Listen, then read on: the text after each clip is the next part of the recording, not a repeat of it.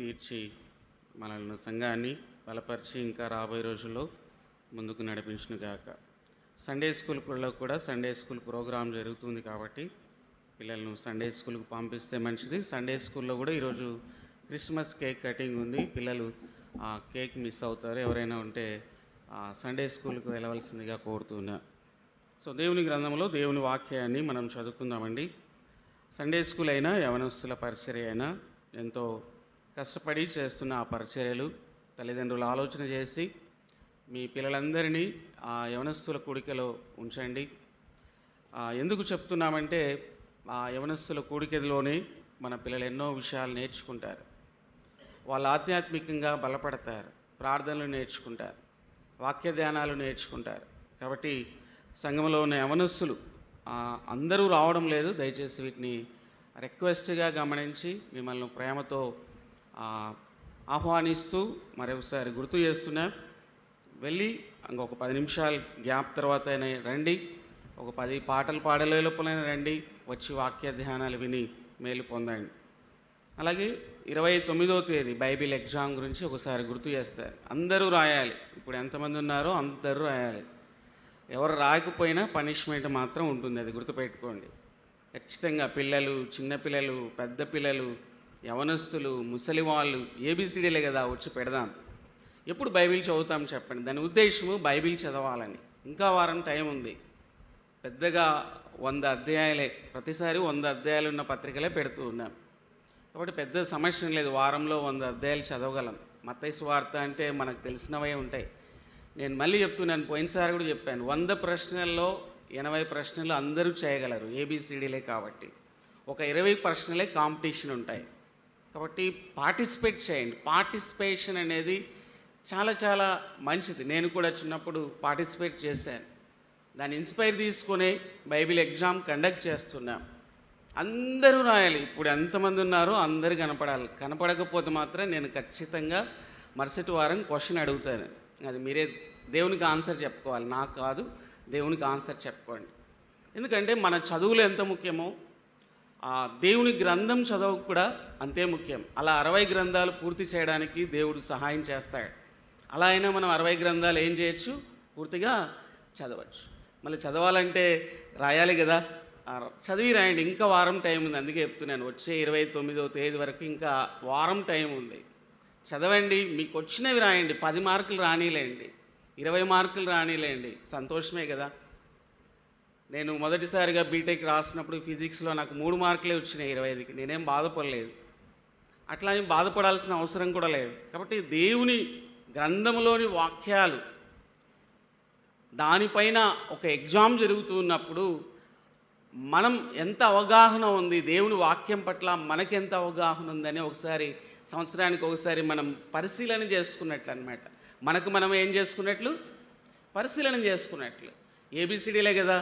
మీరేం question bank ఏం లేదు, క్వశ్చన్ పేపర్ ఏం లేదు, ఏబిసిడీలు పెట్టడమే. ఎంతమందికి ఏబిసిడీలు వచ్చు? చేయొద్దండి. ఏబిసిడీలు వచ్చిన వాళ్ళు చేయొద్దండి. ఖచ్చితంగా ఎత్తాలి, వదిలిపెట్టేది లేదు. ఏబిసిడీలు వచ్చిన వాళ్ళు చేయొద్దండి. రావా?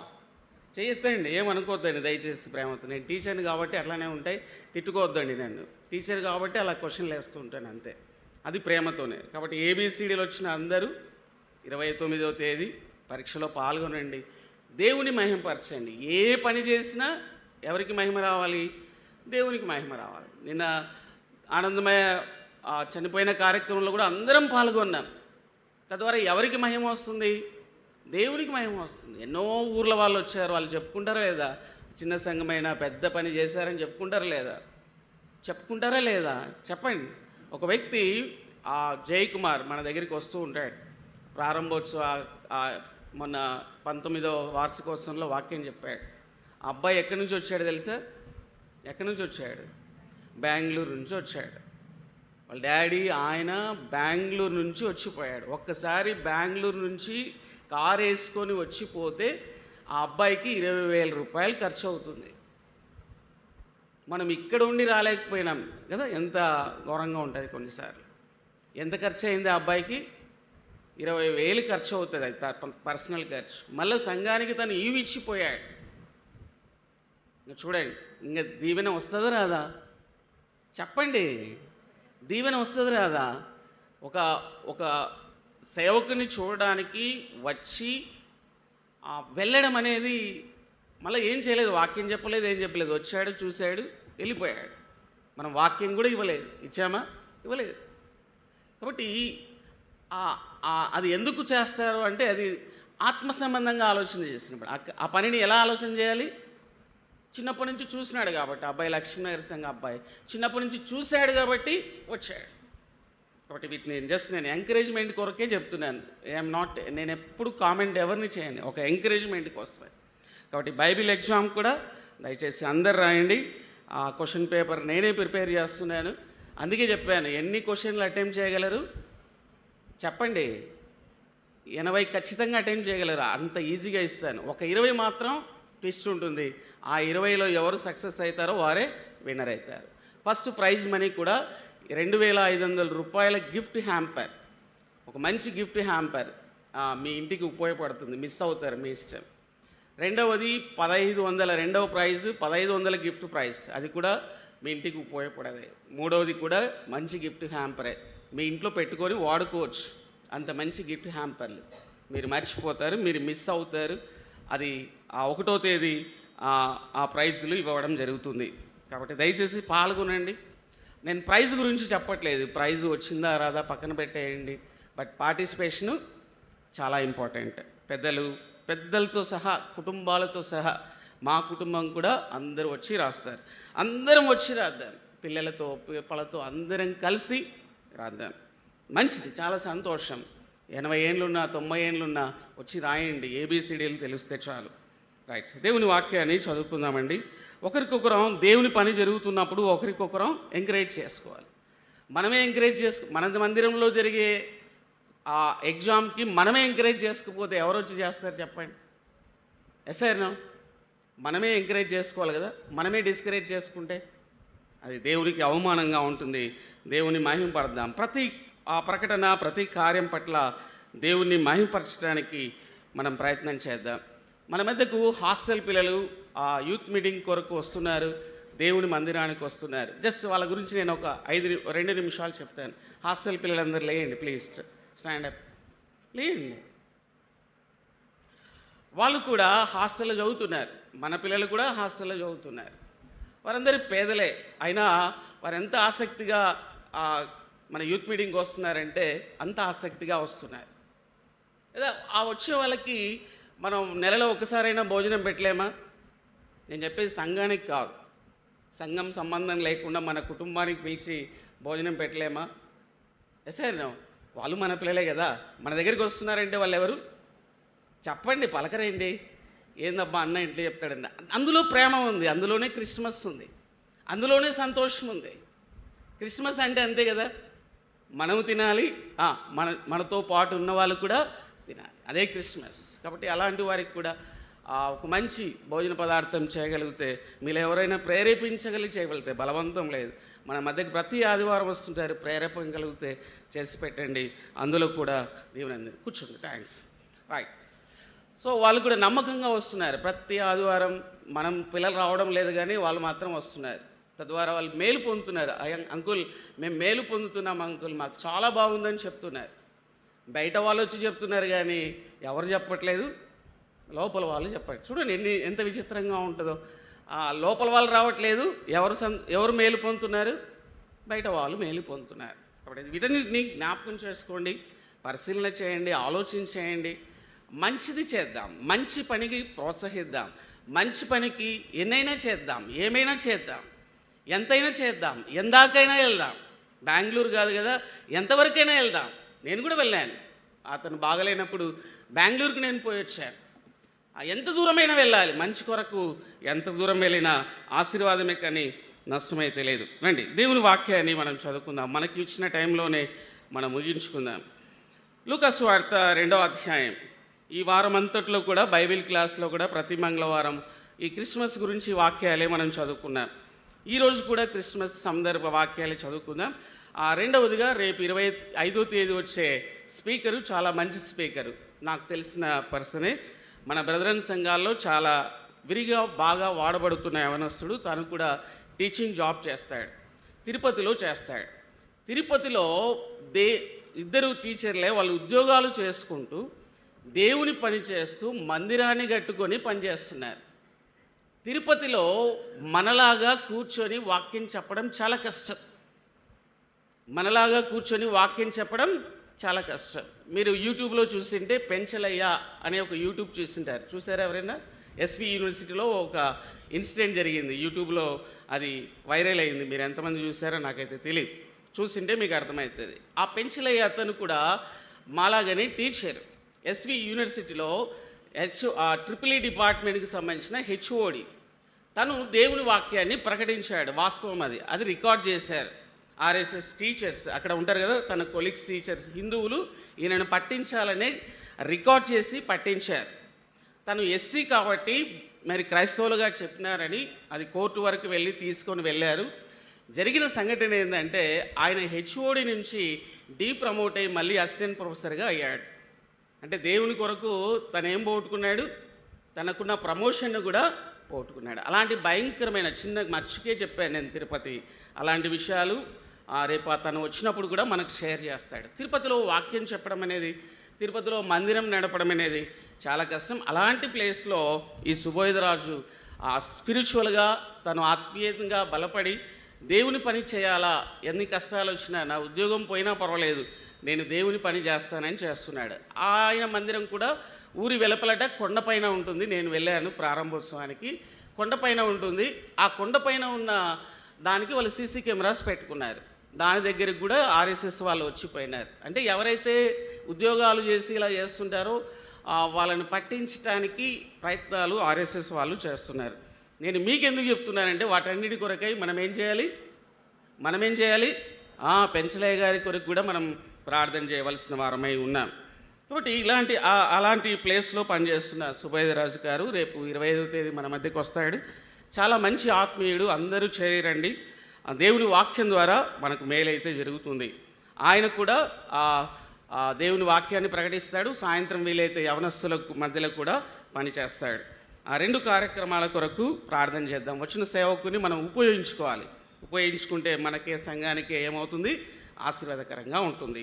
కాబట్టి క్రిస్మస్ రోజు కూడా అందరూ చేరి వచ్చి దేవుని వాక్యాన్ని, సత్యాన్ని, సాక్ష్యాన్ని విని మేలు పొందుదాం. లూకా సువార్త 2వ అధ్యాయం 21 నుంచి కొన్ని వచ్చిన భాగాలు మనం చదువుకొని ముగించుకుందామండి. లూకా సువార్త 2వ అధ్యాయం 21. ఆ శిశువునకు సున్నతి చేయవలనని 8వ దినమున వచ్చినప్పుడు గర్భమంద ఆయన పడకమునుపు దేవదూత చేత పెట్టబడిన యేసు అను పేరు వారు ఆయనకు పెట్టిరి. మోషే ధర్మశాస్త్రము చొప్పున వారు తమను శుద్ధి చేసుకుని దినములు గడిచినప్పుడు ప్రతి చలుచూలు మగపిల్లకు ప్రభువుకు ప్రతిష్ఠిత చేయబడలేను అని ప్రభు ధర్మశాస్త్రబందు వాయబడినట్లు ఆయనను ప్రభువుకు ప్రతిష్ఠించుటకును ప్రభు ధర్మశాస్త్రబందు చెప్పబడినట్లు గువ్వల జతనైనను 2 పావుముల పిల్లలైనను బలిగా సమర్పించుటకును వారు ఆయనను యెరూషలేమునకు తీసుకుని పోయిరి. యెరూషలేమునందు సుమయోను అను ఒక మనుష్యుడుండెను. అతడు నీతిమంతుడై భక్తిపరుడై ఉండి ఇశ్రాయేలు యొక్క ఆదరణ కొరకు కనిపెట్టువాడు. పరిశుద్ధాత్మ అతని మీదకు ఉండెను. ఇతడు ప్రభు యొక్క క్రీస్తును చూడక మునుపు మరణం పొందడని అతని పరిశుద్ధాత్మ చేత బయలుపరచబడి ఉండెను. ఆత్మవశుడై అతడు దేవాలయంలోనికి వచ్చెను. అంతటా ధర్మశాస్త్ర పద్ధతి చొప్పున ఆయన విషయమై జరిగించుటకు తల్లిదండ్రులకు శిశువైన యేసును దేవాలయంలోనికి తీసుకుని వచ్చినప్పుడు అతడు తన చేతులతో ఆయనకు ఎత్తుకొని దేవుని స్తుతించుతూ ఇట్లా నేను, నాదా, ఇప్పుడు నీ మాట చొప్పున సమాధానముతో నీ దాసుని పోనిచుచున్నావు. అన్ని జనులకు నిన్ను బయలుపరచుటకు వెలుగుగాను నీ ప్రజలైన ఇశ్రాయేలుకు మహిమగాను నీవు సకల ప్రజల ఎదుట సిద్ధపరిచిన నీ రక్షణను నేను కన్నులారా చూచుతిని. చిన్న మాట ప్రార్థన చేసుకుందామండి. దయగల మా గొప్ప తండ్రి, చదవబడిన భాగాలను చెప్పబడిన ప్రకటనలన్నింటినీ దీవించండి. ఈ 20వ తేదీ నుంచి 1వ తేదీ వరకు ఎన్నో కార్యక్రమాలు ఉన్నాయి ప్రభువా. వాటన్నిటిలో మీరు సహాయం చేసి నడిపించండి. కోటేష్ వారి కుటుంబాన్ని, రమేష్ వారి కుటుంబాన్ని, సంఘంలో ఉన్న కుటుంబాన్ని ఆదరించండి. ఆనందమయ లేని లోటును తీర్చండి. చదువుకున్న లేఖన భాగాలను ఆశీర్వాదకరంగా ఉంచండి. మాకందరికీ దీవెనకరంగా ఉంచండి. చేరి వచ్చిన మా అందరితో మాట్లాడి మిమ్మల్ని మహిమ పొందమని యేసునామమున అడిగి ప్రార్థిస్తున్నాం తండ్రి, ఆమేన్. యేసు ప్రభు పుట్టుక ప్రపంచంలోనే చాలా పెద్దది అని మనం తెలుసు. యేసు ప్రభు పుట్టుక ప్రపంచాన్ని 2 భాగాలుగా చేసింది. క్రీస్తుకు పూర్వము, క్రీస్తుకు ముందు అని కదా. అది ఎంత సంతోషం. క్రీస్తు అనే పేరు ప్రతి క్యాలెండరు కదా, క్యాలెండర్ చూస్తేనే అది దేన్ని బట్టి చేయబడింది, యేసు ప్రభు పుట్టుకతో చేయబడింది. అందుకు మనం గర్వించాలి కదా. మన ప్రభువు ప్రపంచమంతా ఉన్నారు. ప్రపంచంలో ఎక్కువ మంది దేవుణ్ణి ఆరాధించేవారు ఉన్నారు. దాన్ని బట్టి కూడా మనం గమనించాలి. ప్రతి ఆదివారం ప్రపంచమంతా కూడా కొన్ని కోట్ల మంది ఆరాధించే వాళ్ళు ఉన్నారు. ఇంతగా ఆరాధించే దేవుడు ఎక్కడ కూడా లేడు. ఏ దేశంలో కూడా, ఏ ప్రజల్లో కూడా లేనే లేరు. ఇదే బాట ద్వితీయోపదేశకాండం 4వ అధ్యాయం 7వ వచనం రాయింది. అంత గొప్ప దేవుణ్ణి, అంత గొప్ప దేవుడు అంత గొప్ప జనాంగానికి తోడుగా ఉన్నాడు. అట్టి దేవుణ్ణి మనం కలిగి ఉన్నాం కదా. మన దేవుడు చిన్నవాడు కాదు, సామాన్యుడు కాదు. మన దేవుడు గొప్పవాడు అని మనం గుర్తుపెట్టుకోవాలి. దేవుణ్ణి ఎప్పుడైతే కొంచెం తగ్గించండి ఆ సౌండ్. మనం దేవుణ్ణి ఎప్పుడైతే గొప్పగా చూస్తామో, దేవుణ్ణి ఎప్పుడైతే గొప్పగా ఎరుగుతామో, మన దేవుని మీద మనకేమొస్తుంది? ఏమొస్తుందమ్మా? మన దేవుని మీద మనకేం రావాలి? భయము, భక్తులు రావాలి కదా. ఒక గొప్ప సేవకుడిని చూసినప్పుడు, ఒక గొప్ప వ్యక్తిని చూసినప్పుడు, ఒక గొప్ప సైంటిస్ట్ను చూసినప్పుడు మనకేం కలుగుతుంది చెప్పండి? ఒక సైంటిస్ట్ని చూస్తే మనకేమనిపిస్తుంది? అబ్బా ఎంత బాగా చదివాడు, ఎంత పెద్దగా చదివాడు, good morning sir, good afternoon sir, ఎట్లా చదివినారు సార్ అని చెప్తాం. అంతకంటే ఎక్కువగా ప్రపంచాన్నే సృష్టించిన దేవుడు ఆయన ఎంత గొప్ప సైంటిస్ట్. ప్రపంచంలో సైంటిస్టులల్లా ఎక్కడి నుంచి వచ్చారు? ఇజ్రాయేల్ దేశంలో నుంచే వచ్చారు. అనగా దేవుని పిల్లలు కూడా చాలా తెలివైనవాడు. ప్రపంచంలో ఎక్కువగా తెలివైనవాడు సొలొమోను మహారాజు. ఆయన ఎంత జ్ఞాని తెలుసా? ప్రపంచంలో సామెతలన్నీ రాసినవాడు. మీరు చదివారో లేదో, నేను 20 సార్లు సామెతలు చదివాను. ఓన్లీ సామెతల గ్రంథమే 20 సార్లు చదివాను. అది నా జీవితాన్ని మార్చింది, నా బ్రతుకును మార్చింది, నా జీవితంలో ఎన్నో మార్పులు తీసుకుని వచ్చింది సామెతల గ్రంథమే. అణువున సామెతలు నా జీవితంలో పనిచేశాయి. నా వివాహ విషయంలో, నా కుటుంబ విషయంలో, నా వ్యక్తిగత జీవితంలో ఆ సామెతలు నాకు ఎన్నో ఉపయోగపడ్డాయి. ఈరోజు కూడా ఉపయోగపడతాయి. మనం ఏమంటే వాటన్నిటిని ఏం చేసినాం? పక్కన పెట్టేసాం. బుక్కుల ముందర పెట్టుకుంటాం, కానీ ఆ సామెతలను మర్చిపోతున్నాం. మన పిల్లలకి నేర్పించలేకపోతున్నాం. అందుకే చెప్పేది నేను, పిల్లలకు బైబిల్ చదవడం నేర్పించండి. దేవుని వాక్యం దగ్గరికి పంపిస్తే కదా దేవుడు వారితో మాట్లాడేది. దేవుడికి మాట్లాడడానికి మనం ఏమి ఇవ్వాలి? పిల్లలకి అవకాశం ఇవ్వాలి. దేవుని మందిరానికి వెళ్తే కదా దేవుడు వారితో మాట్లాడేది. మోషే నిన్ను ఎక్కడ కలుసుకుంటానన్నాడు? ప్రత్యక్ష గుడారానికి రా, నేను నిన్ను కలుసుకుంటానన్నాడు. నీ ఇంటికి వస్తానన్నాడా? మోషే స్నేహితుడు కదా, ఇంటికి వస్తలే మోషే అన్నాడా? దావీదు స్నేహితుడు కదా, నీ ఇంటికి వస్తా అన్నాడా? పాత నిబంధనలో దేవుడు ఏ ఇంటికి పోలేదు. ప్రతి సేవకుని, దాసుని ఎక్కడ కలుసుకున్నాడు? ఆయన ప్రత్యక్ష గుడారంలో కలుసుకున్నాడు.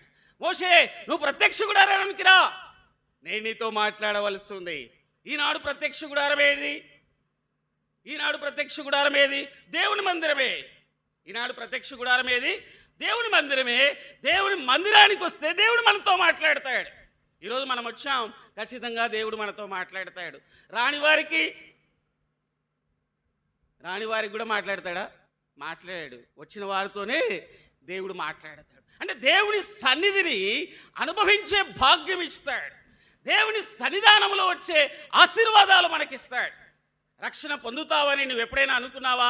రక్షణ పొందేలా చేసింది ఎవరు? దేవుడే. బాప్తిసం పొందుతావని ఎప్పుడైనా అనుకున్నావా? బాప్తిసం పొందేలా చేసింది దేవుడే. ఆరాధన బలలో చెయ్యి వేసే యోగ్యత నీకుందా? మనకు లేదా ఆ యోగ్యత. ఆ యోగ్యత ఇచ్చింది ఎవరు? దేవుడే. దేవుని ఆశీర్వాదాలన్నీ దేవుడే మనకిస్తాడు. నువ్వు అడగలేదు, నువ్వు కోరలేదు, నీకు పరలోకం ఇచ్చాడు. అడిగావా నువ్వు ఎప్పుడైనా నాకు పరలోకం కావాలని? పరలోకంలో ఉన్న భవనాలు, బంతులు, మన కొరకు ఆయన సిద్ధపరుస్తున్న స్థలాలన్నీ ఎవరివి? అవి మనవే. నీకు తెలుసా అంత గొప్ప భాగ్యం పరలోకంలో మనం పొందబోతున్నాం. అంటే ఈ లోకంలో ఆశీర్వాదాలు దేవుని నమ్మినందుకు ఈ లోకంలో ఆశీర్వాదాలే, పరలోకంలో కూడా ఆశీర్వాదాలే. ఎంత గొప్ప భాగ్యం! ఇది మనకు అర్థం కావడం లేదు. ఇది అర్థమైతే దేవుణ్ణి ఆరాధిస్తాం. ఇది అర్థమైతే మనం దేవుని మందిరానికి వస్తాం.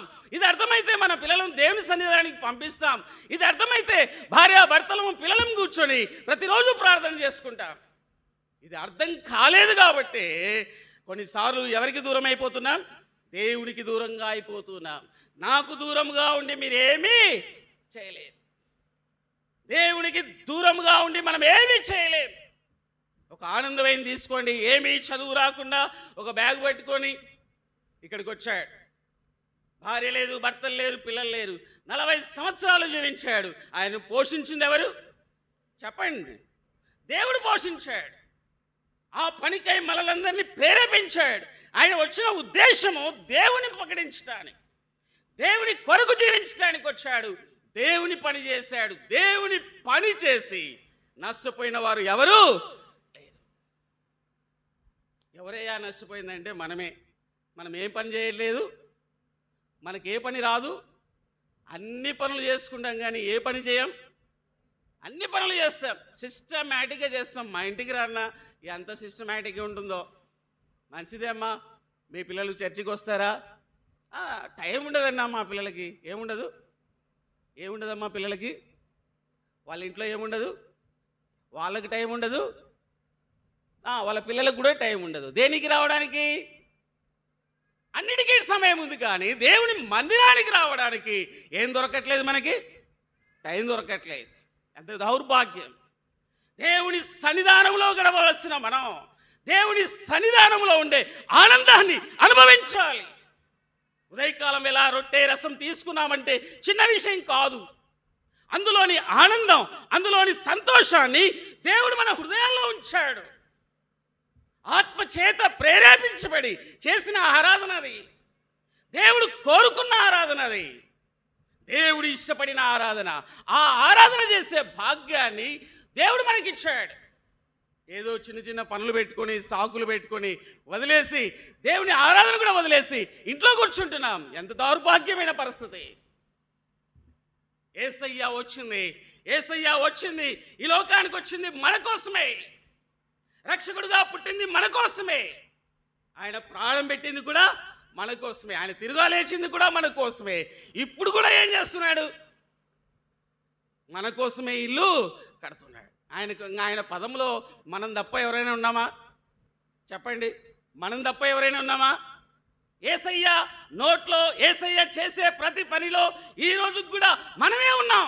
నీ గురించి ఆలోచిస్తున్నాడు ఆయన. కానీ మనమే విస్తారమైన పనులు పెట్టుకున్నాం.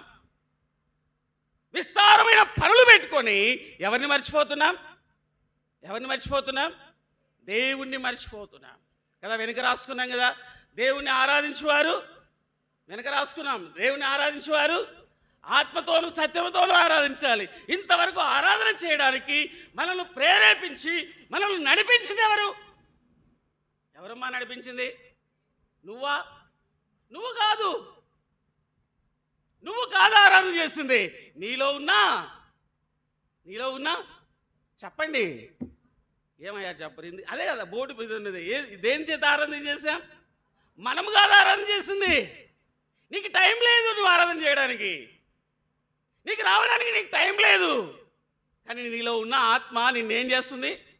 ఆరాధనకు వెళ్ళురా, టైం అవుతుందిరా, 9కి రారా, 9కి పోదాం 7 గంటలకు లేస్తారు. ఈరోజు మీరు గమనించినారా లేదో, ఈరోజు 7 గంటలకు తెల్లారింది. గమనించినారా? అంటే ముందు లేచిన వాళ్ళో తెలుస్తుంది. ఈరోజు ఎక్కువ చీకటి ఉంది. గమనించినారా లేదో? నేను 5 గంటలకు లేస్తాను కాబట్టి నాకు తెలుసు. గమనించినారా లేదా? ఏం గమనించాం? మన చుట్టూ ఏం జరుగుతుంటుందో మనకు తెలియదు. మనకు గురకలు పెట్టి ఏం తెలుసు? నిద్రపోవడం తెలుసు. 5 గంటలకు లేచి ప్రార్థన చేయాలని తెలుసా? తెలియదు కదా. మన టైం టేబుల్లో ఏం లేదమ్మా చెప్పండి. అన్నీ ఉన్నాయి, ఏం లేదు? ప్రార్థన లేదు. మన టైం టేబుల్లో ఏం లేదు? బైబిల్ చదివేది లేదు. మన టైం టేబుల్లో ఏముండవు, ఇవన్నీ ఏముండవు. ఆదివారం 9కి పోవాలని ఏముండవు. నా ఇంట్లో ఒక బోర్డు పెట్టాను. పెట్టి అందులో మా పిల్లలకు, నేను టీచర్ని కదా, ప్రతిదీ మా ఇంట్లో టీచర్ మాదిరే ఉంటుంది, ఏమనుకోవద్దండి. మా పిల్లలు ఎంత ఇబ్బంది పడుతుంటారో మీకు అర్థమై ఉంటుంది. రైట్. మా ఇంట్లో బోర్డు పెట్టి ఆదివారం పొద్దున 9 గంటలకు చర్చికి పోవాలను అని రాసింటాను. ఖచ్చితంగా స్కూల్కి 8:30కి పోతున్నారు కదా, చర్చికి ఎన్ని గంటలకు పోవాలి? 9 గంటలకు పోవాల్సిందే. పోకపోతే దెబ్బలే. నడిపించుకోవాలి. ఈరోజు నడిపిస్తే కదా వాళ్ళు రేపు పెద్దవారై దేవుని సన్నిధానంలో కనపడతారు, లేకపోతే కనపడరు. వాళ్ళు ఆడ కనపడతారు, గణేష్ విగ్రహం దగ్గర కనపడతారు. నువ్వు ఈడ కనపడవని పిల్లలందరూ ఆడ కనపడతారయ్యా, గణేష్ విగ్రహం దగ్గర కనపడతారు. ఈడ కనపడిన పిల్లలు ఆడ కనపడతారు, ఈయనే ఉండే వైన్ షాపులో కనపడతారు. వాళ్ళు ఇక్కడ కనపడాల్సిన పిల్లలు ఎక్కడ కనపడుతున్నారు? వైన్ షాప్లో కనపడుతున్నారు. దీనికి కారణం ఎవరు? వాళ్ళు కాదు, మనమే. మనం నడిపించట్లేదు మన కుటుంబాన్ని. మనం ఆత్మీయంగా కష్టపడాలని ఇష్టపడడం లేదు. మన పిల్లల్ని శారీరకంగా చదువురా చదువురా హాస్టల్లో వేస్తాం. ఆదివారం చర్చికి వెళ్తారా? వెళ్ళరు. 2 ఏళ్ళు 3 ఏళ్ళు హాస్టల్లోనే ఉంటాడు. ఆరాధన ఉండదు, ఏముండదు. ఏమనుకోవద్దండి, తిట్టుకోవద్దండి. బైబిల్ వాక్యం కఠినంగానే ఉంటుంది. మన పిల్లలకి ఇంకా ప్రార్థన వస్తుందా? చెప్పండి, కాదు కదా. కాబట్టి వచ్చినప్పుడైనా వాళ్ళతో మాట్లాడేటప్పుడైనా, ఫోన్లో మాట్లాడేటప్పుడైనా ఏం చెప్పాలి? ఒరే ప్రార్థన చేసుకోరా అని చెప్పాలి. చెప్పాలా లేదా? చెప్తున్నావా? హాస్టల్లో ఉన్న పిల్లలకి మీరు ఫోన్ చేసినప్పుడు అన్నం తిన్నావా, పప్పు తిన్నావా అన్నీ అడుగుతారు. దాంతోపాటు ఏం అడగాలి? పలకండి. ప్రార్థన చేసుకుని ఆయన పొద్దున్న ప్రార్థన చేసుకున్నవరా అని అడిగితే ఎంత బాగుంటుంది. ఆత్మీయమైన కోణంలో మనం పెంచాలి. ఎందుకు అంటున్నానంటే, మన కొరకై ఇంతగా త్యాగం చేసిన దేవునికి మనం ఏం చేస్తున్నాం? వ్యక్తిగతంగా మనం ఏం చేస్తున్నాం? కుటుంబంగా ఏం చేస్తున్నాం? సంఘముగా మనం ఏం చేస్తున్నాం? ఆ ప్రభు పరలోకము నుండి భూలోకానికి దిగి వచ్చాడు, మన కొరకే వచ్చాడు. వచ్చి ఎక్కడ జన్మించాడు? వచ్చి పశువుల పాకలో జన్మించాడు. మీలో పశువుల పాకలో జన్మించిన వాళ్ళు చేయొద్దండి. ఎవరు లేరా? ఎవరం లేం కదా. పెద్ద పెద్ద హాస్పిటల్లో ఒకరు జన్మించేటప్పుడు ఒకరికి మినిమం 50,000 ఖర్చు అవుతుంది కదా. హాస్పిటల్ నుంచి బయటకు వచ్చిన వాళ్ళ బిల్లు ఎంత అవుతుంది? ఎంత ఖర్చు అవుతుంది? 50,000 ఖర్చు అవుతుంది. కానీ యేసయ్య పుట్టినప్పుడు ఏమీ లేదు. ఎక్కడ జన్మించాడు? పశువుల పాకలో. స్థలము లేదు. వాళ్ళు నజరేతుకు వెళ్ళినప్పుడు, బెత్లెహేముకి వెళ్ళినప్పుడు ఆ కాలంలో అందరూ పేరు నమోదు చేసుకోవడానికి వచ్చారు. ఆ రోజు జరిగింది అదే, చరిత్రలో జరిగింది అదే. అనేక మంది బెత్లెహేముకి వచ్చి వాళ్ళు పేర్లు నమోదు చేసుకునే కార్యక్రమంలో మునిగిపోయినారు. ఎక్కడెక్కడో ఉన్న ఇజ్రాయేలీలు ఎక్కడికి వచ్చారు? ఆ రోజు బెత్లెహేముకి వచ్చారు. వచ్చి ఏం నమోదు చేసుకుంటున్నారు? పేర్లు నమోదు చేసుకుంటున్నారు. అందుకే సత్రములో కూడా ఏం లేదు, స్థలము లేదు. స్థలం లేదు కాబట్టి ఆయన ఎక్కడికి వెళ్ళాడు? పశువుల పాకను ఎంచుకున్నాడు. ఒక గొప్ప దేవుడు పశుపాపను ఎంచుకోవడానికి కారణం ఎవరు? మనమే. కారణం ఎవరు? మనమే. మనకంటే దారిద్ర్యమైన స్థితిని ఆయన అనుభవించాడు. ఇక్కడ మనం ఆలోచన చేయాలి. చాలాసార్లు మన కుటుంబ వ్యవస్థలో మన కుటుంబాన్ని నడుపుతూ ఉన్నప్పుడు చాలా బాధపడుతూ ఉంటాం. నాకంటే పేదవాడు ఎవరు లేరని కొట్లాడుతుంటాం లేచి. భార్య భర్తల్లో ప్రతిరోజు వచ్చే కొట్లాట ఇదే. మా ఇంట్లో కూడా వస్తుంటుంది అప్పుడప్పుడు. ఏం సమస్య? ఇంకా పండగలప్పుడు చెప్పాల్సిన అవసరమే లేదు. డిసెంబర్ వచ్చిందంటే ఎన్ని కొట్లాటలో. కొట్లాడని వాళ్ళు చేయొద్దని అడగనులేండి, ఖచ్చితంగా కొట్లాడతాం. బట్టల కారణం ఏదో ఒకటి పడుతుంది. అంటే దేని కొరకై ఆలోచిస్తాం? డబ్బు కొరకై ఆలోచిస్తాం. అందుకే దేవుడు ఏం చెప్పాడు? మీకంటే నేను పేదవాణిగా జన్మించాను. అందుకే దేవుడు చెప్పాడు, బీదలు ఏమన్నాడు? ధనులు అన్నాడా? వేస్ట్ అన్నాడా? దేవుడు బీదలనే ఏమన్నాడు? ధనులు అన్నాడు. నేను మీ కొరకే వచ్చానన్నాడు. దేవుడు ఉన్న వాళ్ళ కోసం రాలేదు. ఎవరి కోసం వచ్చాడు? దరిద్రులు, దీనులు, ఊరు బయట ఉన్నవారు, పాల వెలుపల ఉన్నవారు, దేవుని మందిరానికి తగని మన కోసమే వచ్చాడు. ఇప్పుడు చెప్పండి, మనం ధనవంతులమైతే దేవుని నమ్ముకునేవారమా? మధ్యతరగతిగా ఉన్నందుకు దేవుని నమ్ముకున్నామా? మీరే ప్రశ్న వేసుకోండి. ధనవంతుడు ఏం పొందలేదన్నాడు? ధనవంతుడు ఏం పొందలేడన్నాడు? వాక్యమే గుర్తురాదా? దేవుడి రాజ్యంలో ప్రవేశించడం ఈజీ అన్నాడా? చాలా కష్టం. డబ్బున్న వాడికి అన్ని కష్టాలే. అందుకే దేవుడు ఎవరి దగ్గరికి వచ్చాడు? నా దగ్గరికి వచ్చాడు అనడంలే. మీరు పేదలంటే ఇష్టంలే మీకు. నేను బీద వాళ్ళం అంటే ఇష్టంలే మీకు. చెప్పుకుంటారా మేము బీద వాళ్ళమని చెప్పుకుంటారా? పొరపాటున కూడా చెప్పుకోరు. క్రైస్తవులు అస్సలు చెప్పుకోరు. పోన్నా భలే చెప్పినావు, మాకు 2 ఇండ్లు ఉన్నాయి, వీలైతే 4 ఇండ్లు ఉన్నాయి స్టార్ట్ చేస్తారు. 10 తులాలు బంగారం ఉంది మాకి. ఎవరింట్లో అంత డబ్బు ఉందంటే దేవుడు నీ కోసం రాలా. ఎవరి కోసం వచ్చినాడు దేవుడు? ఈ దేవుడు ఎవరి కోసం వచ్చాడు? ఏం పలకకున్నారు ఎవరు? మేము ఆ లిస్టులో లేమనుకుంటున్నారా? దేవుడు పేదల కోసం ఈ లోకానికి వచ్చాడు. బలహీనమైన దౌర్భాగ్యులమైన మన కోసమే వచ్చాడు. ఇప్పుడు చెప్పండి, మనము సంతోషపడాలనా బాధపడాలనా? ఇప్పుడు పేదల లిస్టులో ఉన్నామని సంతోషపడాలనా దేవుడు వచ్చినందుకు? డబ్బులు లేవని బాధపడాలా? ప్రతిదాన్ని శారీరకంగా చూడకండి. ఎలా చూడండి? ఆత్మీయంగా చూడండి. అప్పుడే ఆనందం వస్తుంది. బీదలు ధన్యులు మీరు, నేను మీ కొరకే వచ్చాను. మత్తయి సువార్త అంతా చదివితే బీదల కొరకు నేను సువార్తను ప్రకటించడానికే వచ్చారన్నాడు. ఆ టైటిలే ఇచ్చేసాడు మత్తయి సువార్త 5వ అధ్యాయంలో. ఆయన కొండ మీద ప్రసంగం చేసినప్పుడు కానీ, యేసు ప్రభు వెంట ఉన్నప్పుడు కానీ అనేక మంది ఆయన చుట్టూ వెళ్ళిన వారిలో పేదలు ఉన్నారు, రోగులు ఉన్నారు, కష్టపడే వాళ్ళు ఉన్నారు, బాధపడే వాళ్ళు ఉన్నారు. కానీ చైర్లు వేసుకొని కార్లు వేసుకొని పోయినట్టు ఎవరైనా ఉన్నారా? ఎవరు లేడు. ఒక్క జక్కయ్య లాంటి వాళ్ళు అప్పుడప్పుడు కనపడినారు. జక్కయ్య ధనవంతుడే వచ్చాడు. ఇంకా పేదలే ఎక్కువ వచ్చారు, అనారోగ్యులే ఎక్కువ వచ్చారు, ఇబ్బందుల్లో ఉన్నవారే ఎక్కువ వచ్చారు, కష్టాల్లో ఉన్నవారే వచ్చారు. వచ్చిన వాళ్ళందరికీ ఏం చేశాడు? దేవుడు సహాయము చేశాడు. కాబట్టి యేసు ప్రభు వచ్చింది ఎవరి కోసం అమ్మా? గట్టిగా చెప్పండి, ఎవరి కోసం? మన కోసమే. మన కోసమే వచ్చాడు. ఆ యేసయ్య నీ పక్కలో ఉన్నాడు, నీకు తోడుగా ఉన్నాడు. ఇంకెందుకు భయపడతావు? పండగ బాగా జరుగుతుందిలే, భయపడొద్దు. ఎవరున్నారు? యేసయ్య నీ పక్కనే ఉన్నాడు. అదే భాగంలో మనం ముందుకెళ్దాం. ఇంకొక గుణాన్ని మనం యేసయ్య గురించి మనం చదువుకుందాం. ఇక్కడ మనం చదువుకున్న భాగం అంతట్లో ఒక వ్యక్తి కనబడుతున్నాడు. ఎవరా వ్యక్తి? ఎవరమ్మా ఆ వ్యక్తి? సుమయోను కదా. 25వ వచనం ఉంది. యెరూషలేమునందు సుమయోను ఒక మనుషుడును, అతడు నీతిమంతుడును భక్తిపరుడై ఉండి ఇశ్రాయేలు యొక్క ఆదరణ కొరకు కనిపెట్టేవాడు. పరిశుద్ధాత్మ అతని మీద ఉండెను. ఎవరున్నారు సుమయోను మీద? ఇతని కూడా నడిపిస్తుంది ఎవరు? పరిశుద్ధాత్మే. మనల్ని నడిపిస్తుంది ఎవరు? డౌట్ కదా మనకి. ఆయనలో అయితే ఉన్నాడేమో, నాలేమో లే. మా యేసుప్రభు రక్షణ పొందావంటే నీలో ఏమున్నట్లు? పరిశుద్ధాత్మ ఉన్నట్లే. ఆ పరిశుద్ధాత్మ సుమయోను నడిపిస్తున్నాడు. నేను అందుకే చెప్పాను, దేవుడి మందిరానికి వస్తే దేవుని వాక్యం ద్వారా, దేవుని మాటల ద్వారా మనల్ని కూడా పరిశుద్ధాత్ముడు ఏం చేస్తుంటాడు? నడిపిస్తూ ఉంటాడు.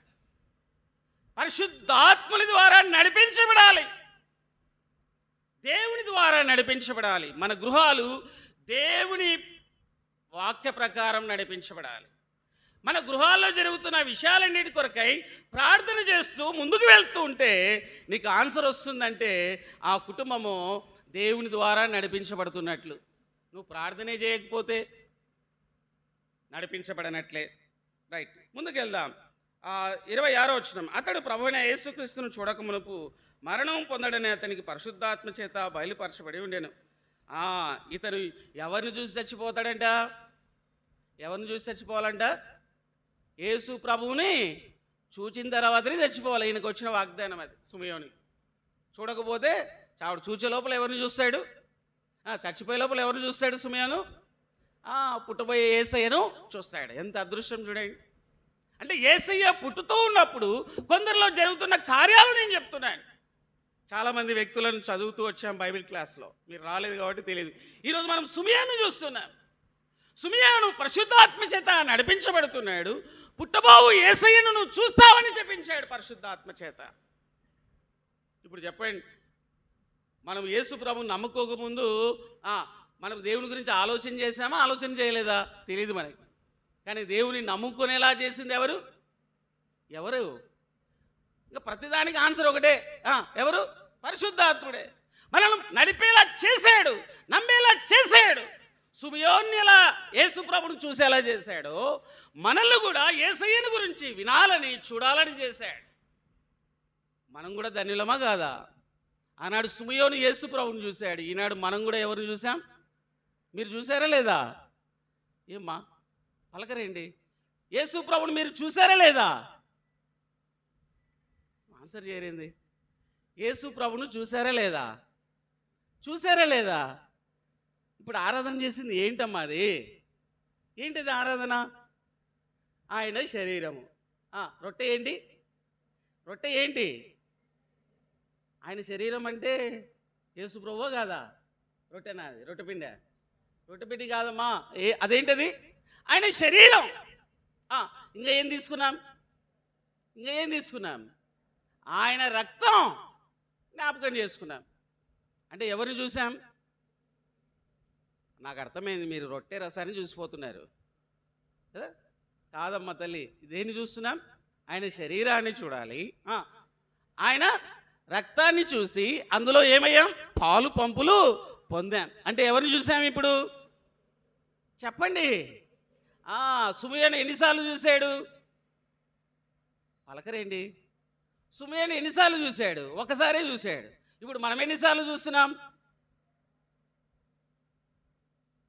మీకు ఆన్సర్లు రావడంలే, మీరు ఫెయిలే. మనం ఎన్నిసార్లు చూస్తున్నాం? ప్రతి ఆదివారం చూస్తున్నాం. ఎవరిని చూస్తున్నాం? యేసయ్యను చూస్తున్నాం. ఆదివారం ఒకటేనా? దానికి ఆన్సర్ చేసినారు మంచోళ్ళే మీరు. ఆదివారం చూస్తున్నామన్నా, ఇంకా మిగతా రోజులు ఒప్పుకున్నారు మీరు. నేను వేసే క్వశ్చన్లు చాలా ఇట్లనే ఉంటాయి క్లాస్ రూమ్లు కూడా. ఆదివారం చూస్తున్నారంటే ఇంక మిగతా రోజులు ఎవరి వైపు చూడమన్నాడు? అమ్మ, మన కష్టాల్లో, మన బాధల్లో, ప్రతిరోజు మన ఇంట్లో ఎవరి వైపు చూడాలి? సుమయోను ఎవరి వైపు చూశాడు? దేవుని వైపు. మనం కూడా ఎవరి వైపు చూడాలి? ప్రతి ఆదివారం వచ్చి ఆయన కలుసుకోవాలి. మోషే యాడికి రా? ప్రత్యక్ష గుడారానికి రా. పుష్పరాజు ఎక్కడికి రా? ప్రత్యక్ష గుడారానికి రా. అమ్మ ఋతు ఎక్కడికి రా? ప్రత్యక్ష గుడారానికి రా. నేను అక్కడ నీతో కలుసుకుంటా, నువ్వు నాతో కలుస్తావు. జక్కయ్యకు ఏం కోరిక ఉండింది? ఏం కోరిక ఉండింది? సిఎంఆర్లో షాపింగ్ మాల్ చేయాలి అనుకున్నాడా? అందరు ఇప్పుడు సిఎంఆర్ షాపింగ్ మాలే. నేను కూడా పోయి వచ్చాను, మనుషులు లేనంత ఉంది. దేవుడు సిఎంఆర్ షాపింగ్ మాల్ కంటే ఎవరిని చూడమంటున్నాడు? నన్ను చూడండి అంటున్నాడు. నన్ను చూడండి, యేసు వైపు చూస్తూ ముందుకు సాగుదాం. మా ఈ లోకయాత్రలో ప్రతి ఆదివారం ఆయన మరణ పునరుత్థానాల్లో పాలు పొందుదాం. ప్రతి దినం ఎవరి వైపు చూద్దాం? యేసయ్యను చూడాలి. యేసయ్యను చూస్తే ఏం జరుగుతుంది? జక్కయ్యకి ఏం జరిగింది? జక్కయ్యకి ఏం జరిగింది? యేసయ్యను చూసినందుకు ఏం జరిగింది? యేసయ్యను చూస్తే ఏం జరుగుతుంది? ఇప్పుడు యేసయ్యను చూసాం కదా, యేసయ్యను చూసాం కదమ్మా. యేసయ్యను చూసినప్పుడు ఏం జరగాలి? నాకేం జరగలేదన్నా, నాకేం జరగలేదు. ఊరికే వచ్చినాను, రొట్టెల పాలు పొందినాను, వెళ్ళినాను. సరే, నువ్వు లెక్కల ప్రకారం యేసయ్యను చూసినాను. యేసయ్యను చూస్తే ఏమో జరగాలి? యేసయ్యను చూసిన ప్రతి ఒక్కరి జీవితంలో మార్పు జరిగింది. కుంటివాడు ఏమయ్యాడు? యేసయ్యను చూసిన కుంటివాడు ఏమయ్యాడు? గుడ్డివాడు ఏమయ్యాడు? వారి కన్నులు వెలిగాయి. కుష్ఠరోగం గలవాడు చూశాడు, ఏమైంది? వాని కుష్ఠరోగము పోయింది. జ్ఞానం లేనివాడు దగ్గరికి వచ్చాడు, వానికి ఏమొచ్చింది? జ్ఞానం వచ్చింది. పశ్చగాయ వెలవడి వచ్చాడు, పశ్చవాయు నయం చేసుకొని పోయాడు. వాళ్ళందరికీ ఏం జరిగింది? వాళ్ళందరికీ ఏం జరిగింది? వాళ్ళ సమస్యలు తీరినాయి. అది ఆన్సర్ రావాలి, ఆన్సర్ రావట్లే. వాళ్ళ సమస్యలు ఏమైనాయి? కుష్ఠరోగికుండే కుష్ఠరోగం పోయింది, గుడ్డివాడికుండే గుడ్డి రోగం పోయింది. మళ్ళీ ఇన్నిసార్లు వస్తున్నామే, యేసుప్రభుని చూస్తున్నామే, మనలోని సమస్యలు పోతున్నాయా ఉంటున్నాయా? అటనే ఉన్నాయన్నా. 10 లక్షలు అప్పు ఉందన్నా, ఇంకా పోవడం లే అన్న అంటే అట్లనే మళ్ళా అప్పులు తీర్చడమా? నీలోని బాధలు తీరుస్తాడు. జక్కయ్య యేసు ప్రభు దగ్గరికి వచ్చాడు. ఏం పోయింది? ఏం తెలుసుకున్నాడు యేసు ప్రభుని చూసిన తర్వాత? చెప్తారా ఎవరైనా? తనలో మారు మనసు వచ్చింది. థ్యాంక్ యూ అన్న. నేను తప్పు చేస్తున్నానని తెలుసుకున్నాడు. ఇది కావాలి. ఈరోజు మనం దేవుణ్ణి చూసాం, దేవుణ్ణి ఆరాధన చేశాం, దేవుణ్ణి చూడాలని వచ్చాం, దేవుణ్ణి చూచాం.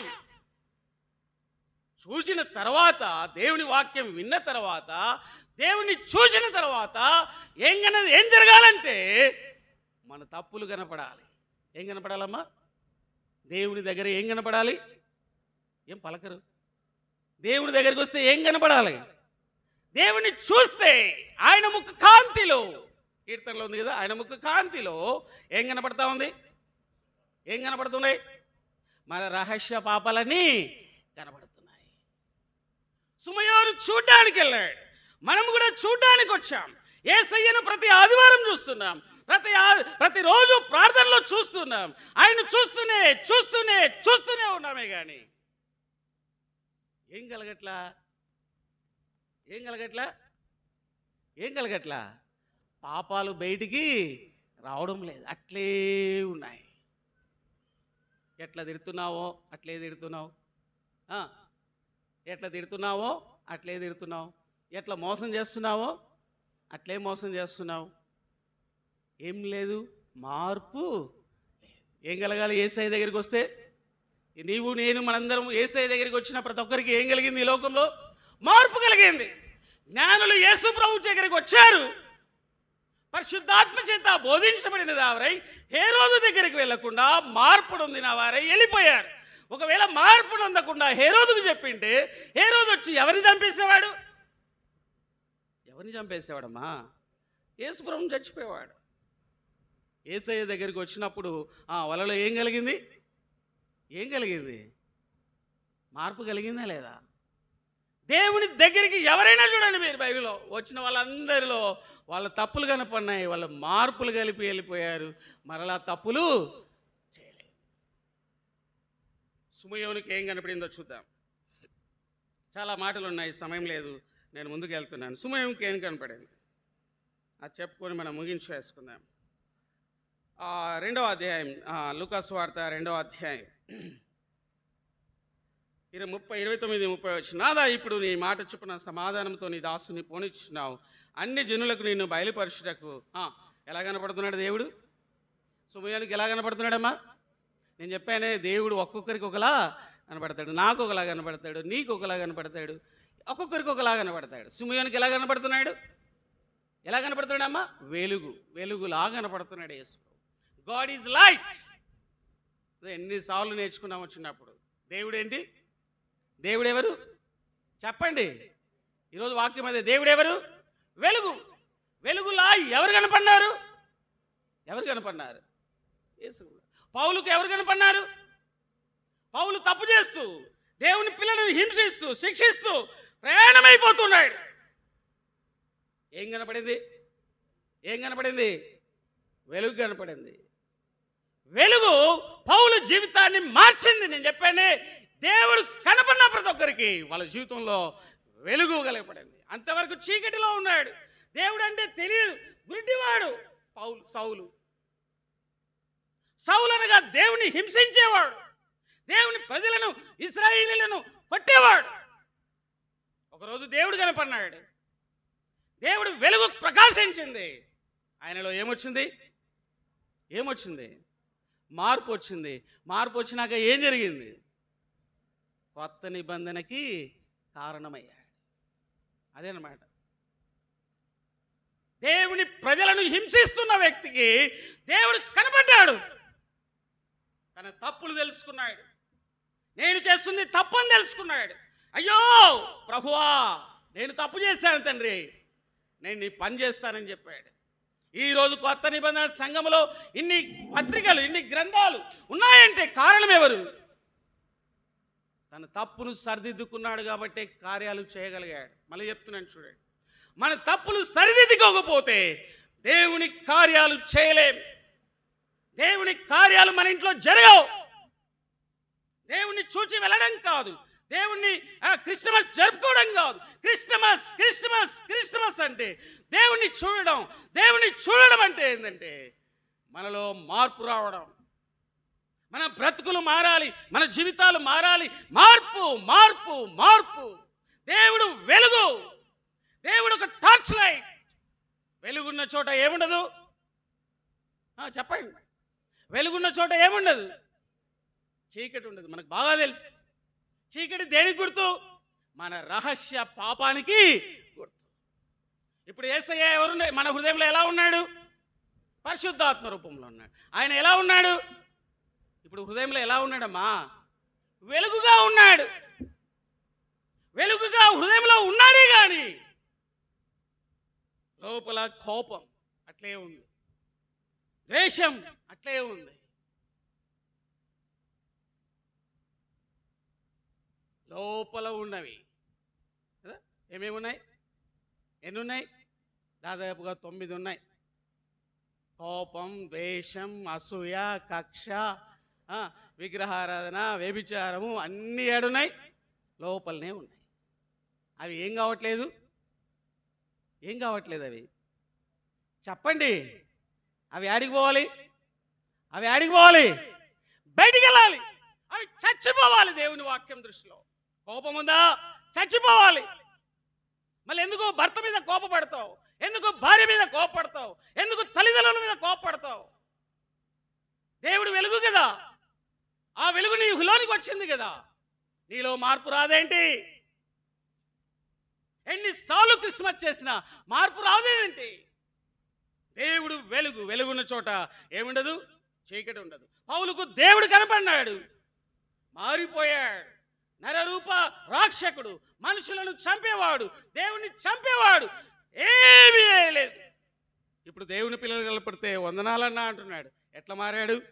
మారడానికి కారణం ఏమిటి? దేవుని వాక్యమే కదా, దేవుడే కదా మారడానికి కారణం. ఆయనలో మార్పు వచ్చింది. కొట్లాడేవాడు వందనాలు అంటున్నాడు. భార్యాభర్తలు కొట్లాడుతున్నారు అనుకో, భర్త ఏం చెప్పాలి?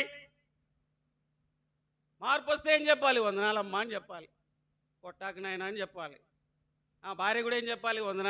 వందనాలన్నా, మంచిదన్నా, ఇంకా కొట్టన్నా, ఇంక నీట్లు కొడతావు కొట్టనాలి అని. చూడండి, కొడతాడేమో మీ భర్త. నువ్వు 2 ఏట్లు వేస్తేనందుకే నువ్వు 1 ఏటు తిప్పించినావు చూడు, ఆ 1 ఏటే నిన్ను 10 దెబ్బలు తినిపిస్తుంది. సారీ అనే పదం కుటుంబాల్లో కనపడడం లేదు.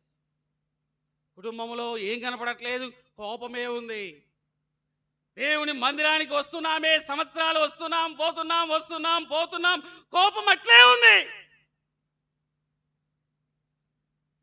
పశ్చాత్తాపం అట్లే ఉంది, అసూయ అట్లే ఉంది. ఒకరు బాగుపడితే ఇష్టం లేదు, అది పోనేపోదు. మనకు లేకపోయినా పర్వాలేదన్నా, వాళ్ళకు ఉండకూడదు మన లెక్కలో. అస్సలు మన ఇంటి గురించి మనం ఆలోచన చేసేవాళ్ళు చాలా తక్కువ. దేని గురించి ఆలోచిస్తుంటారు? పండగ వస్తే వాళ్ళు ఏం చేసుకున్నారు, ఆ ఎక్క ఎంత తెచ్చింది. మా ఇంట్లో కూడా అదే జరుగుతుంటుంది. ఎంత చీర కొన్నావు? నువ్వు 500 కొన్నావా? నేను 5,000. అరే 5,000 కొనిందా? అబ్బా, నేను 10,000 కొనాలి కదా. పండగ వస్తే ఇవే. అవి కాదమ్మా, పండగ వస్తే డబ్బులు కాదు, బట్టలు కాదు. రామలింగారెడ్డి అంకుల్ నేను చూశాను, నా టైం అయిపోతుంది. రామలింగారెడ్డి అంకుల్ చూసిన తర్వాత అందరూ లక్ష్మీనగర్ సంఘంలో అందరూ పండగకు బట్టలు వేసుకొచ్చారు. నేను కూడా బట్టలు వేసుకొని పోయినాను. నేను ముందు లైన్లో కూర్చుంటాను, ఎప్పుడు ముందు లైన్లో కూర్చుంటాను. ఆయన నా పక్కనే వచ్చి కూర్చున్నాడు. నేను ఆయనకి వెళ్ళి చూశాను, సాదా బట్టలు వేసుకొచ్చాడు. అరే, మనకంటే ఎన్నో కోట్లు సంపాదించిన ఆయన ఎట్లొచ్చి కూర్చున్నాడు? ఎట్లొచ్చి కూర్చున్నాడు? మంచి సాదా బట్టలు వేసుకొచ్చి కూర్చాడు. నేను ఆ రోజు నుంచి ఈ రోజు వరకు దాదాపు 15 సంవత్సరాలు అయింది. నేను నాకంటూ పండగకి బట్టలు కొనలేదు. మిగతా టైంలో కొంటాను కానీ పండగ రోజు మాత్రం బట్టలు వేసుకోవట్లేదు, కొనట్లేదు. ఎవరు చూశాను? నా పక్కన ఆయనకున్న శాలరీలో నాది 1/4తో 1/10 కూడా రాదు నాకు. అలాంటి ఆయన దేవుని నమ్ముకొని సాదా బట్టలు వేసుకొచ్చి కూర్చున్నాడు. నేనేమో పెద్దగా ఒక 1000 రూపాయల షర్టు, 2000 ప్యాంట్ వేసుకొని పోయి కూర్చున్నాను. అప్పుడు ఏమనిపించింది? నాలో బాధ వేసింది. అయ్యో, తప్పే కదా. అంతే, నాకెవరు చెప్పలా, నేను వేసుకోలేదు. ఈరోజు కూడా బట్టలు వేసుకోలేదు. బట్టలు కాదు, కట్టెల కోసం అప్పులు చేసి పండగలు చేయకండి, మీకు దండం పెడతాను. పండగ తర్వాత ఏం కనపడతాయి మన ఇంట్లో? పండగ రోజు వరకు బాగుంటుంది, చికెన్ తింటారు అందరు, happy Christmas, happy happy new year, happy Christmas అయిపోయి, హ్యాపీ న్యూ ఇయర్ అయిపోయి 2వ తేదీ అయితేనే అప్పులన్నీ గుర్తొస్తాయి. దయచేసి అప్పులు చేసి పండగ చేయకండి, మీకు చేతులెత్తి మొక్కుతాను. నేను ఇంతవరకు ఏ పండగ అప్పు చేయలేదు. నేను చేస్తున్నాను కాబట్టి చెప్తాను, చెప్పకపోతే చేయను అసలు. ఏ పండగ, నాకు కూడా పెళ్ళై 15 ఏళ్ళైంది, నేను ఎప్పుడూ అప్పు చేయలేదు. లేకపోతే ఖాళీగా ఉన్నాం, భార్యాభర్తలం పిల్లలకి తెచ్చి, కానీ ఏ రోజు అప్పు చేయలేదు. ఉంటే చేసుకునే తిన్నామే కానీ స్వీట్లు కూడా చేసుకోలేని రోజులు కూడా ఉన్నాయి. చేసుకోలేదు కాబట్టే చెప్తున్నాను. కాబట్టి ఏం చేయకూడదు? పలకండి, ఆల్రెడీ చేసినామన్నా అంటారా? చేస్తే ఇంకా నేనేం చేయలేను. కాబట్టి దేవుని యందు సంతోషంగా చేద్దాం, ఆనందంగా చేద్దాం. ఏది చేసినా ఆనందంగా మనస్ఫూర్తిగా చేద్దాం. మన ప్రభువు లోకానికి ఏం తీసుకొచ్చాడు? వెలుగు. ఆ వెలుగు ఎవరిలో ఉంది? అది గుర్తించండి. మనలో ఏముందమ్మా? వెలుగు. మనం కూడా ఎలా కనపడాలి? చాలా వాక్యాలు ఉన్నాయి, నాకు టైం వెళ్ళిపోయింది, ఎక్కడికో వెళ్ళిపోయింది, చూపించలేకపోతున్నాను. వెలుగు సంబంధంగా బ్రతకాలి. ఒక మాట నేను చూసి ముగిస్తాను. దానియేలు గ్రంథం 12వ అధ్యాయం. సరే, ఆ ప్రభువుని చూసిన మనం ఎలా ఉండాలి? దానియేలు గ్రంథం, ఇది అండర్లైన్ చేసుకోండి, మీ ఇంట్లో కూడా రాసి పెట్టుకోండి వాక్యాన్ని, చాలా బాగుంటుంది. దానియేలు గ్రంథం 12వ అధ్యాయం, నాకు ఇష్టమైన వాక్యం ఇది. 12వ అధ్యాయం 3వ వచనం. బుద్ధిమంతులైతే ఆకాశ మండలంలోని, ఇప్పుడు చెప్పండి, వెలుగు ఎవరు? మన దేవుడు వెలుగే. ఈడేమంటున్నాడు? మనమే ఒక నక్షత్రం. యేసు ప్రభుని నమ్మిన మనందరం కూడా ఎవరమ్మా? చెప్పండి. నేను చెప్పలేదు, వాక్యం చెప్తుంది. నువ్వు ఒక నక్షత్రంలాగా వెలుగుతూనే ఉండు, ఆరిపోవాకు. కుటుంబ సమస్యలు వస్తాయి. దీపం పెట్టినాను, ఫ్యాన్ వేసాను. దీపం ఏమంటది? కదులుతూ ఉంటుంది. అదే సమస్యలు. మనం ఆరిపోవడానికి సాతాను ఎన్నెన్నో చేస్తాడు. పండగలే తీసుకొస్తాడు, అప్పుల పాలు చేస్తాడు. బాగా వాక్యం తిన్నావు, ఆ సంవత్సరం అంతా బాగా ప్రార్థన చేసుకున్నావు, బాగుండవు, ఇంకా నీకు దొరికినావు నాకు సాతాను. ఎక్కడ దొరుకుతాం మనం? పండగ అప్పుడు దొరుకుతాం. ఇంకా చెయ్యి, అప్పులు చేయి అని చెప్పేది సాతానే, గుర్తుపెట్టుకోండి, దేవుడు కాదు. చేపించి సంతోషంగా ఉన్నాం, మనల్ని ఏం చేస్తాడు? కొంపలు ముంచుతాడు. ఇంకా అయిపోయా. ఇంకా అది బాగా వెలగాల్సిన దీపం ఏమంటుంటుంది? 2వ తేదీ నుంచి ఏమంటుంటుంది? ఇంకా ఎప్పుడు ఆరిపోతుందో తెలియదు, మక్కలాడుతుంటుంది. మక్కలాడే దీపాలు నేను తమాషగా చెప్పట్లేదు, మత్తయి సువార్త టైం లేక చూపించట్లేదు. మత్తయి సువార్త 3, 4, 5 అధ్యాయాలు చదివితే మక్కలాడే దీపాలు ఆరిపోవడానికి సిద్ధంగా ఉంటాయి. ఇవి ఇంకెప్పుడు ఆరిపోతాయో తెలియదు. ఇవన్నీ సమస్యలతో ఉన్న దీపాలు. దీపం ఎట్లుండాలి? మంచం కింద ఉండకూడదు. ఎక్కడ ఉండాలి? మంచము పైన, అందరికీ వెలిగించేటట్లుగా ఉండాలి. ఆ దీపం ఎవరు? నేను. మనల్ని ఎలా ఉండాలంటున్నాడు దేవుడు? ఆ ట్యూబ్ లైట్లా ఉండు బాబు, అట్లనే వెలుగు, ఆరిపోవాకు అని చెప్తున్నాడు. ఆ ఆరిపోని దీపం ఎవరు? యేసయ్య. ఆ దీపం ఎవరున్నారు? మనలో ఉన్నాడు. ఆ దీపం మనల్ని ఏం చేస్తుంటుందమ్మా? వెలిగిస్తూ ఉంటుంది. సరే, నువ్వు కష్టాలు నష్టాలు వచ్చి ఆరిపోయినావు అనుకో, ఆత్మ ఏం చేస్తుంది? మళ్ళా నూనె పోసి ఏం చేస్తుంది? వెలిగిస్తుందా లేదా? ఏం వెలిగించిందా లేదా మిమ్మల్ని? ఎన్నిసార్లు ఆరిపోయినాం. మనల్ని వెలిగించింది ఎవరు? ఏం బాబు, మనల్ని వెలిగించింది ఎవరు? పాస్ అయిన వాళ్ళు ఆరిపోయినట్లే, పిల్లలు ఫెయిల్ అయితే దీపాలు వెలిగిపోయినట్లే. కానీ మరలా పాస్ చేస్తాడు. బుద్ధిమంతులైతే ఆకాశ మండలంలోని జ్యోతిని పోలిన వారై ప్రకాశించెదరు. నీతి మార్గం అనుసరించి నడుచుకున్నట్లు ఎవరు అనేకులను త్రిప్పుదురో వారు నక్షత్రం వలె